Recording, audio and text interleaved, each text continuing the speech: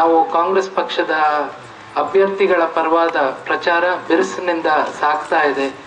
ಎಲ್ಲ ಕಡೆ ನಾವೆಲ್ಲಿ ಹೋದು ಎಲ್ಲೂ ಚರ್ಚೆ ಮಾಡಿದ್ರು ಎಲ್ಲರ ಜನರ ಮನಸ್ಸು ಕಾಂಗ್ರೆಸ್ಸಿಗೆ ಕೊಡಬೇಕು ಅಂತ, ವೋಟ್ ಕೊಡಬೇಕು ಅಂತ ಹೇಳಿ ಒಂದು ತೀರ್ಮಾನಕ್ಕೆ ಬಂದಿರುವಂತ ಸ್ಪಷ್ಟ ನಿದರ್ಶನ ನಮ್ಮ ಜನರ ಮುಖದಿಂದ, ಜನರ ಭಾವನೆಗಳಿಂದ ನಮ್ಗೆ ತಿಳಿದು ಬಂದಿರೋಂಥ ವಿಚಾರ.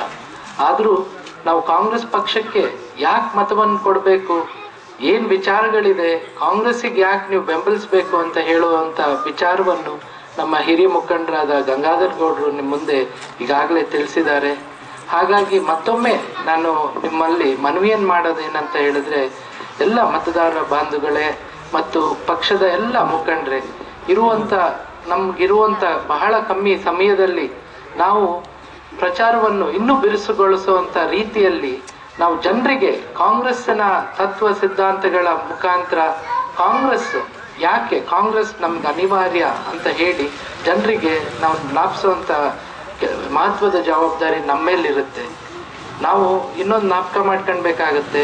ಏನಂತ ಹೇಳಿದ್ರೆ, ಕಾಂಗ್ರೆಸ್ಸಿಗೆ ಅವಕಾಶ ಕೊಟ್ಟಾಗ ಪ್ರತಿಯೊಂದು ಸಂದರ್ಭದಲ್ಲೂ ಜನಪರವಾದ ವಿಚಾರಗಳನ್ನ ಮೇಲಿಡಿಯುವಂತ ಕೆಲಸ ಕಾಂಗ್ರೆಸ್ ಮಾಡಿದೆ. ಕಾಂಗ್ರೆಸ್ ರೂಪಿಸಿರುವಂತ ಯೋಜನೆಗಳು ಇತಿಹಾಸದಲ್ಲಿ ಅಚ್ಚಿರುವಂತ ಕಾರ್ಯಕ್ರಮಗಳಾಗಿದೆ. ಇವತ್ತು ನಾವು ಜ್ಞಾಪಕ ಮಾಡ್ಕೊಳ್ಬೇಕಾಗತ್ತೆ, ಪ್ರತಿಯೊಂದು ಸಂದರ್ಭದಲ್ಲೂ ಗ್ರಾಮೀಣ ಭಾಗದ ಜನತೆಗೆ ಅನುಕೂಲವಾಗುವಂತ ಯೋಜನೆಗಳನ್ನ ಹಲವಾರು ಯೋಜನೆಗಳನ್ನ ಕಾಂಗ್ರೆಸ್ ಮುಖಾಂತರ ನಮ್ಗೆ ನೀಡಿದೆ.